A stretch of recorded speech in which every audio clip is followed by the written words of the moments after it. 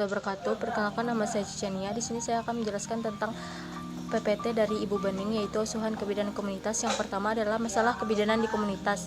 Nah, masalah di kebidanan komunitas yang pertama yaitu kematian ibu dan bayi, kemudian kehamilan remaja, lalu unpaid abortion atau aborsi, kemudian BBLR, lalu pertolongan persalinan oleh tenaga non-nakes, lalu PMS yaitu penyakit menular seksual, kemudian perilaku dan sosial budaya yang mempengaruhi kesehatan di komunitas. Selanjutnya pembinaan peran serta masyarakat.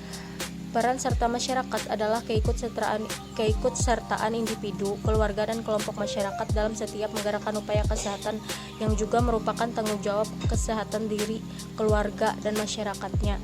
Tujuannya adalah terwujudnya upaya yang dilakukan oleh masyarakat secara terorganisasi untuk meningkatkan kesehatan ibu, anak, dan keluarga sehat dan sejahtera. Lalu upaya yang dilakukan bidan untuk mencapainya antara lain peningkatan peran pemimpin di masyarakat, lalu peningkatan kesadaran dan kemauan masyarakat, kemudian dorongan masyarakat untuk menggali potensi tersedia. Langkah-langkahnya melaksanakan penggalangan pemimpin dan organisasi di masyarakat melalui dialog untuk mendapatkan dukungan. Lalu rangkaian kegiatan antara lain pendekatan kepada tokoh masyarakat, survei diri masyarakat untuk menggali masalah kesehatan, musyawarah masyarakat desa, penentuan bersama rencana. Kemudian melaksanakan kegiatan kesehatan keluarga oleh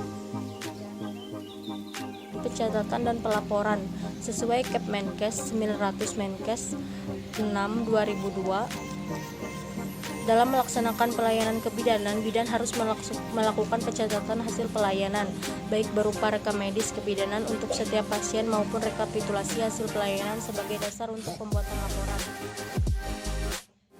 Laporannya adalah catatan yang memberikan informasi tentang kegiatan dan hasilnya disampaikan ke pihak yang berwenang dan kegiatan tersebut.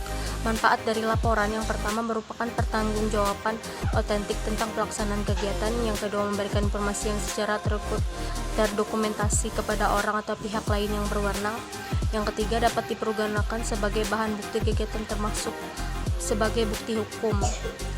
Bentuk laporan yang pertama pendahuluan, latar belakang, tujuan, ruang PWS KIA. Nah, PWS KIA alat manajemen program KIA untuk memantau cakupan pelayanan KIA di suatu tempat puskesmas atau kecamatan. Tujuan umumnya yaitu meningkatkan jangkauan dan mutu pelayanan KIA di wilayah kerja puskesmas melalui pemantauan cakupan pelayanan KIA di tiap desa secara terus-menerus. Tujuan khusus memantau cakupan pelayanan KIA yang dipilih sebagai indikator secara teratur atau bulanan dan terus-menerus di tiap desa. Langkah-langkah pendekatan edukatif. Yang pertama, pendekatan pada tokoh masyarakat, pendekatan pada provider, pengumpulan data primer dan sekunder. Pendekatan pada tokoh masyarakat. Yang pertama, non-formal untuk pendekatan terkait di lapangan, formal dengan surat resmi, tatap muka antara provider dan tokoh masyarakat, kunjungan rumah, pertemuan provider dengan tokoh masyarakat untuk menetapkan kebijakan alternatif pemecahan masalah dalam rangka perencanaan, pelaksanaan, dan evaluasi. Lalu menjalin hubungan sosial yang baik dalam menghindari upacara keagamaan dan lain-lain. Selanjutnya ada pendekatan kepada provider, diadakan pada waktu pertemuan tingkat kecamatan, tingkat desa, kelurahan, tingkat dusun atau lingkungan. Pengumpulan data primer dan sekunder, pendekatan tingkat desa MMD, pengumpulan data untuk mencari yang real yang diinginkan masyarakat dalam SMD, penyajian data waktu MMD yang berisi analisis situasi secara singkat, analisis data permasalahan penyebab terjadinya masalah. Lalu ada pelayanan berorientasi kebutuhan masyarakat, keberhasilan bidan yang bekerja di masyarakat yang ditentukan oleh kemampuannya untuk mendengarkan dan memenuhi harapan masyarakat serta melibatkan masyarakat dalam upaya memperbaiki tingkat kesehatan masyarakat. Lalu komunikasi yang baik. Komunikasi dalam masyarakat seharusnya bentuknya terbuka, dua arah, dan sering dilakukan. Faktor yang mempengaruhi kesehatan wanita. Yang pertama, status wanita yang rendah di masyarakat. Lalu risiko reproduksi ketika seorang wanita mengalami hamil, melahirkan, nifas yang berisiko kematian. Ketidakmampuan wanita memelihara kesehatannya sendiri akibat pendidikan yang rendah. Kurang biaya dalam upaya pemeliharaan wanita. Lalu prinsip pelayanan kebidanan di komunitas.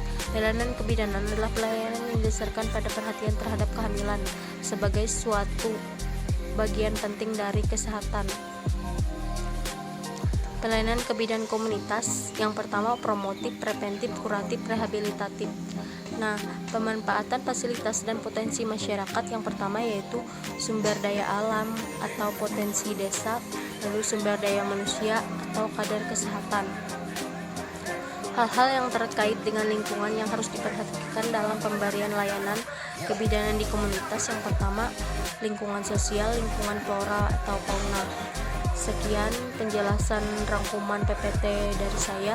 Terima kasih. Wassalamualaikum warahmatullahi wabarakatuh.